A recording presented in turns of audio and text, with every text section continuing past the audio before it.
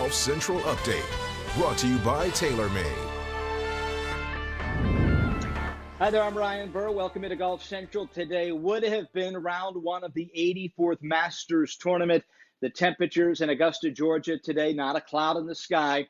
The temps peaking out at 84 degrees. But as we know, we will have to wait now 7 months for the 84th Masters, as it has been postponed until November. To talk a little bit about the Masters and a handful of other topics, welcome in the 2013 Masters champion. That is Adam Scott. And Adam, first off, want to wish you and your family safetyness in this crazy time in our world right now, and hope you guys are all healthy and safe. I know how much the Masters means to you through your interviews throughout the years. What have you missed most this week about not being in Augusta and not playing the Masters? Of course, I miss competing there and having the chance to win a green jacket. But as a past champion, one of the most special things is the Champions Dinner on the Tuesday night. It's something that I mentioned to other past champions in the weeks and months leading up to it, how much I look forward to it and spending that evening with them. And definitely was thinking about that a couple of days ago when we all were meant to be there upstairs in the clubhouse. No doubt. Now, let's certainly hope that still takes place 7 months from now. Give me an idea. How do you think Augusta National plays in November compared to April? It's hard for me to know exactly. I don't think I've ever been there in November. But there's the potential, obviously, for some pretty cool weather and maybe a softer, longer golf course. I don't know necessarily if that means it's going to play more difficult. But they also have the ability at Augusta National to certainly get the golf course to play how they want at any moment. So I think they're not going to do anything crazy. They're just going to want to put on a great tournament, just like if it were in April. Yeah, my money is on them that they will be able to do just that. As a Masters champion, have you ever played there in any other month but April? I have. I try and visit a little bit when I can from January through to April. So I've played in those months, but I've been lucky as well. I've never really had some of the cold and wet weather that is possible throughout the winter or coming into the winter. So we've had some wet Masters over the years, but it would be nice if it was just cool and sunny, and we had some nice conditions to play in. It's a long way away, and hopefully we get to play a bit of golf before we get to the Masters, and everybody will be able to handle whatever conditions are thrown at us in November. Yes, certainly. All looking forward to that. Adam, I find it incredibly hard to believe for me that 53 days ago you were accepting the trophy at the Genesis Invitational. So much has happened in 53 days. Is that as difficult for you to kind of rationale just how crazy things have been since that day when everything seemed so normal? Yeah, it's very hard to digest everything and make sense of it still. I mean, there's so many moving parts to this. I don't think I've ever seen anything on a global level like this, obviously.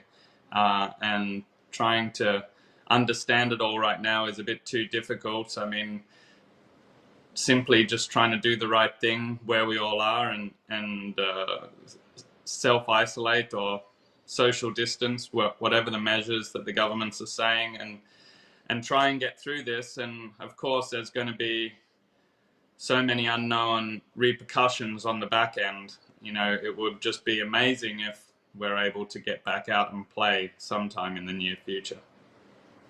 No doubt about that.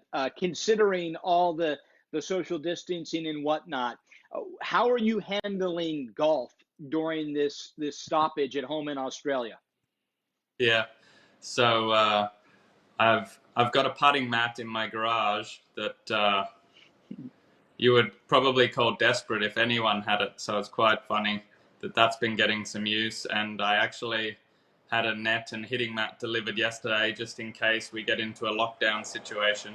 There are a couple of golf courses still open near me, and there is some restriction on how you can play out there, but I have been able to get out to the golf course a couple of times and play. I wouldn't call myself loose at all, but I have been playing a little bit. Let's just continue to be optimistic here. And whenever that day is that we get the all clear and the PGA Tour is back in action, how long would you need to get to a comfortable state to play in competition? I really think I'd need at least 2 weeks of some unrestricted preparation to feel that I'm ready to compete against the best. Obviously, there's a lot of moving factors in that as well. I mean, everyone might be coming from different areas where they're affected differently in how they can prepare. So, you know, I had a good layoff, 8 weeks leading into LA, and I spent a month preparing to get back ready for LA. So I have some kind of idea of what it takes for me to take my game up to, you know, the level that's competitive on the tour. But it'll be something between 2 and 4 weeks to be really competitive. Interesting. We know, regardless of when we play golf again, that things probably will never be, quote unquote, normal again. If indeed, Adam, the PGA Tour resumes with the no spectators element added to this equation, how strange would that be for you to play a PGA Tour event and have no fans? Well, just recently we played a day in Japan last October or so with no fans, and I've played one other event that was in Washington with no fans for a day. But to play a whole event or several events ongoing with that would be quite strange. I think the fans are incredibly important. They're a big part of creating the atmosphere. They are the atmosphere for us to play in, and you know, that they would be really strongly missed out there. So I hope that isn't the case for too long if we do get back out playing. A couple more for you.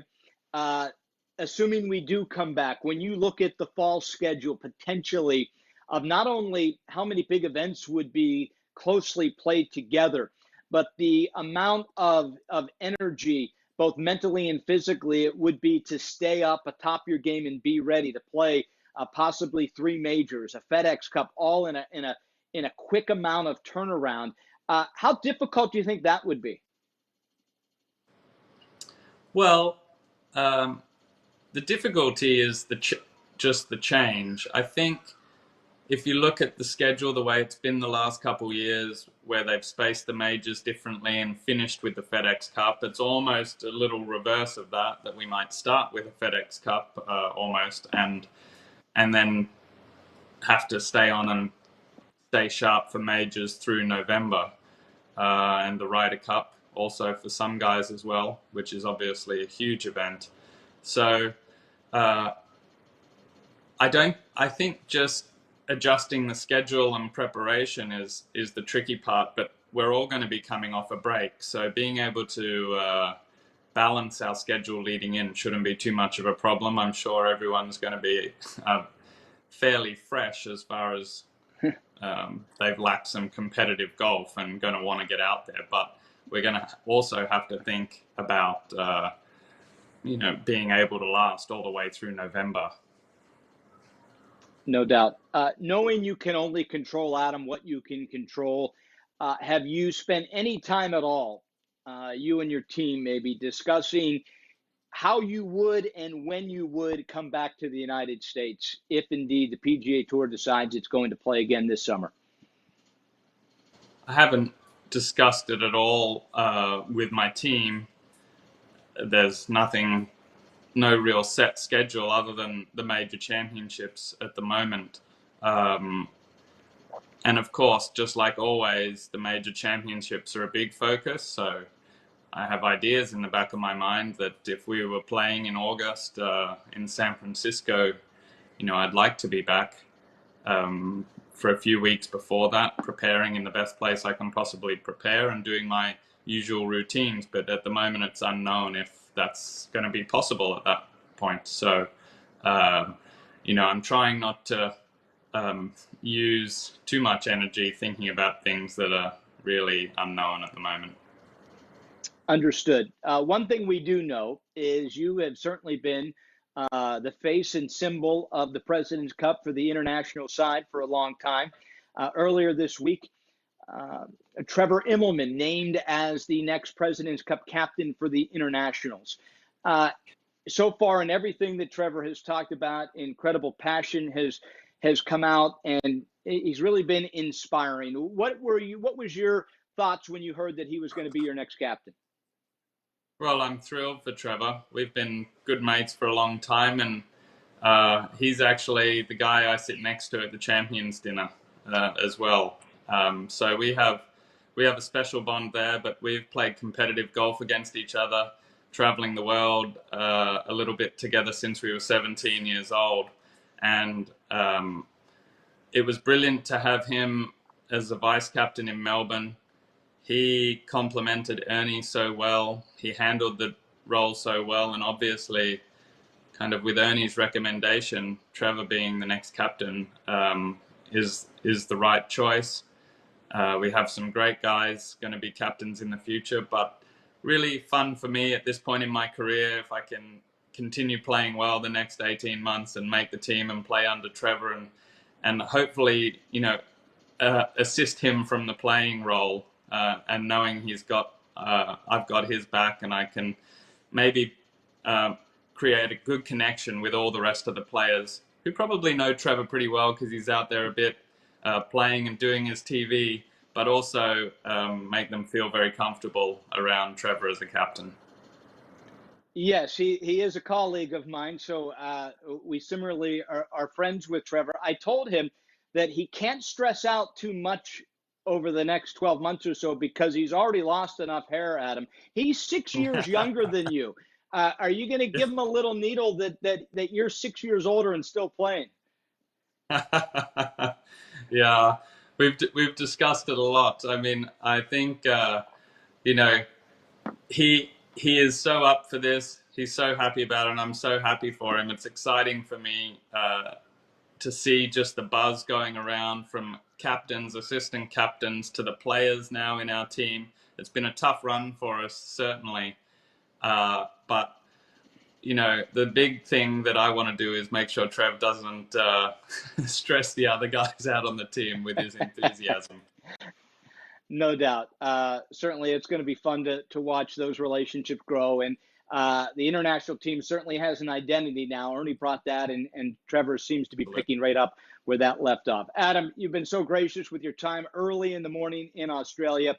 Certainly health and happiness to your family at home, and look forward to seeing you out here real soon. No, thanks very much for having me on. I hope to see you all soon. You got it. The great Adam Scott, 2013 Masters champion. Now, all this week, we are celebrating the Masters with a full lineup special programming showcasing the most historic wins and compelling stories from Augusta National Golf Club. Relive your favorite Masters moment all weekend long on Golf Channel, and that would include Adam Scott's winning press conference following his dramatic win in 2013. That is slated for 6:30 on Friday, so be sure to join us on Golf Channel as we relive Adam Scott's incredible win in a playoff at Augusta National. That is going to do it for us here on Golf Central. Once again, for all the late breaking news from the world of golf, keep it to golfchannel.com. I'm Ryan Burr. Have a great night and stay safe. Golf Central Update, brought to you by TaylorMade.